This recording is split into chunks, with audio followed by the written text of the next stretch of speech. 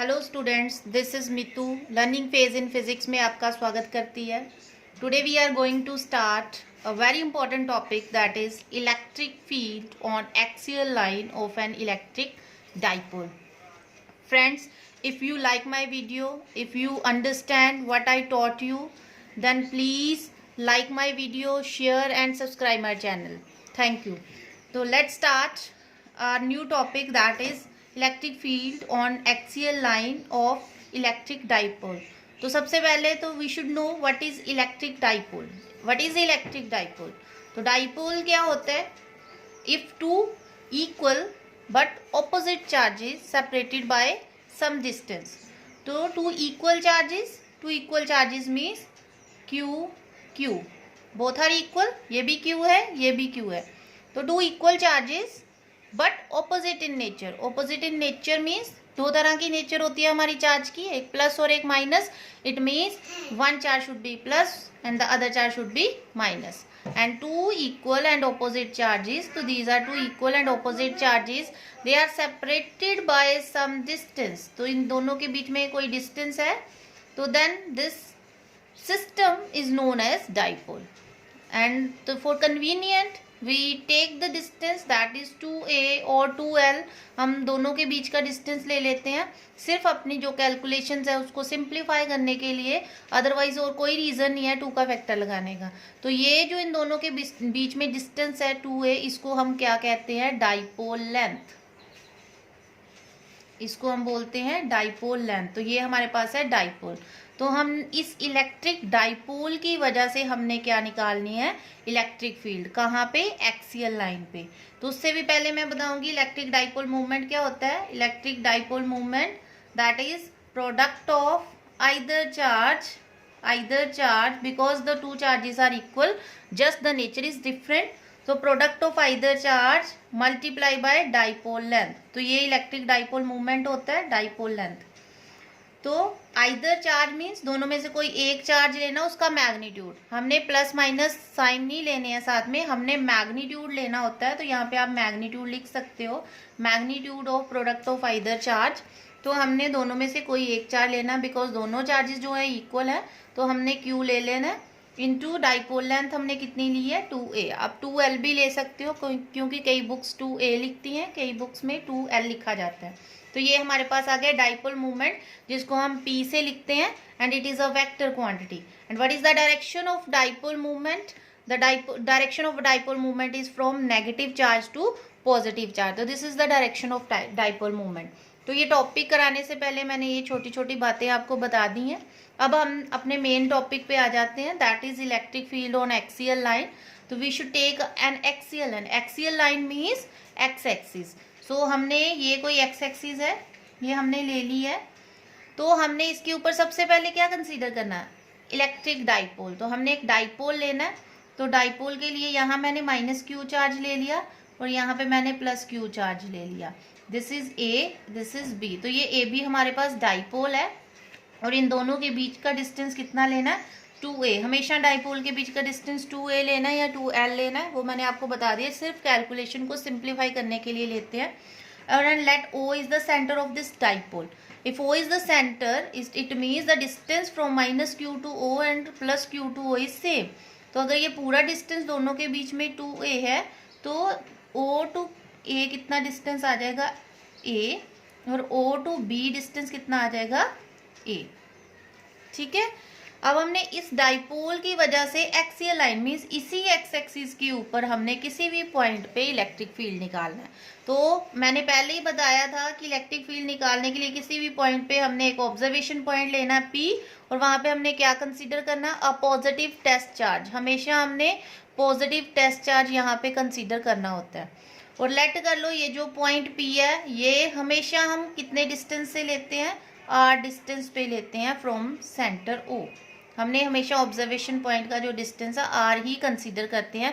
कोई hard and fast rule नहीं है कि r ही लेना, बट मोस्टली हम यही कंसीडर करते हैं कि सारी डेरिवेशन एक जैसे लर्न हो जाए.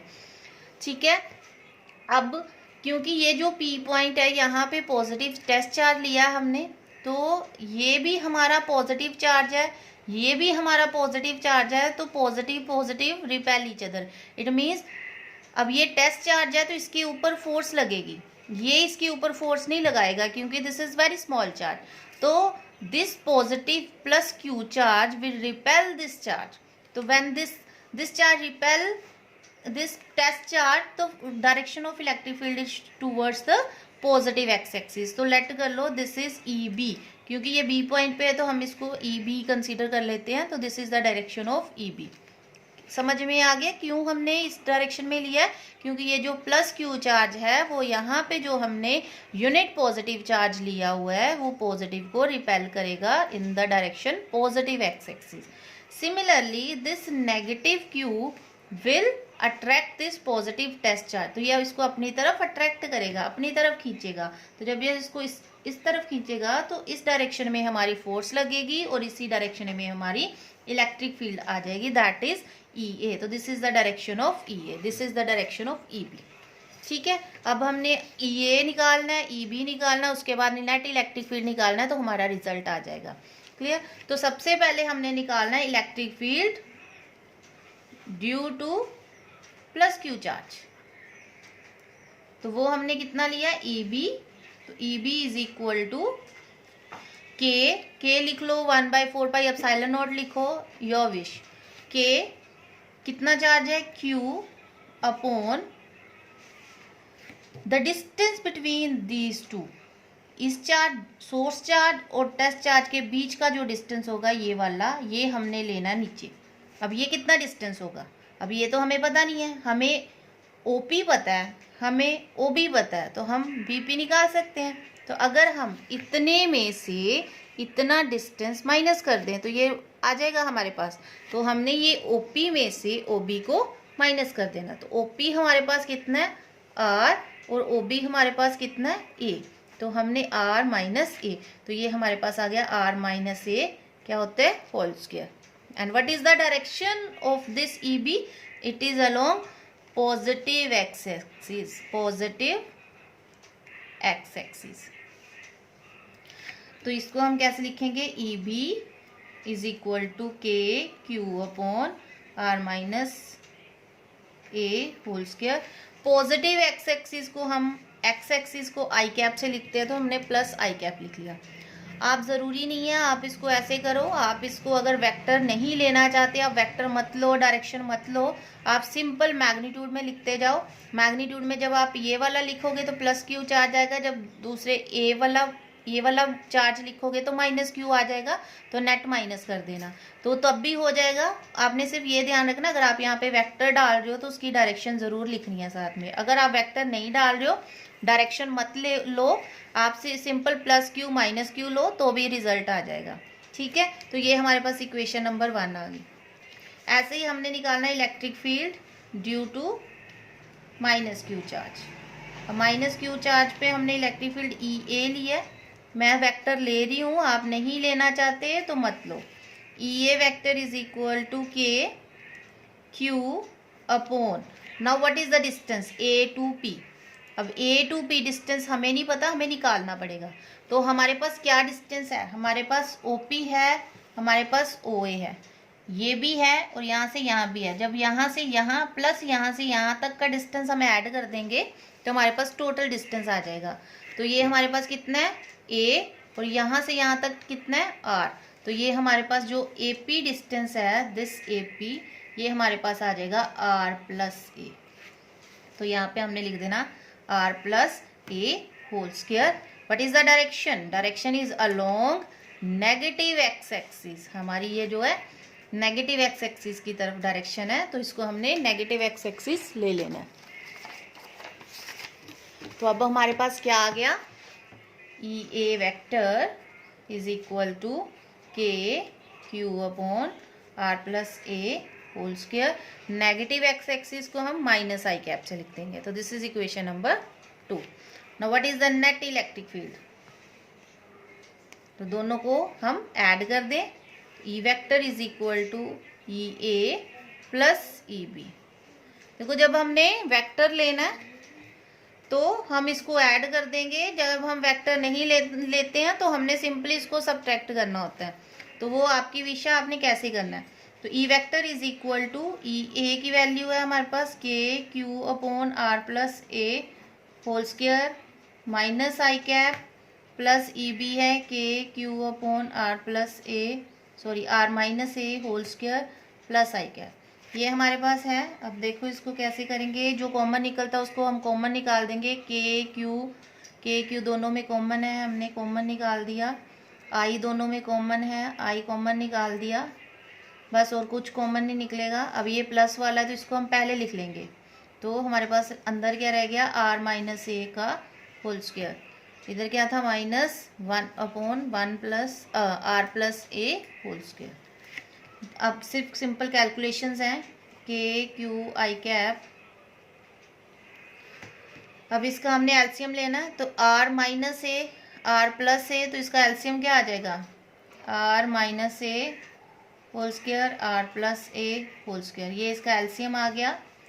क्रॉस मल्टीप्लाई कर दो, इसको इधर आर प्लस ए होल स्क्वायर, इसको इधर कर दो आर माइनस ए होल स्क्वायर।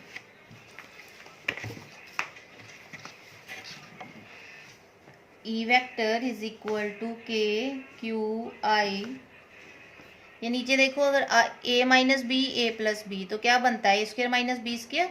ये बन गया a square minus b square, दोनों का होल स्क्वायर।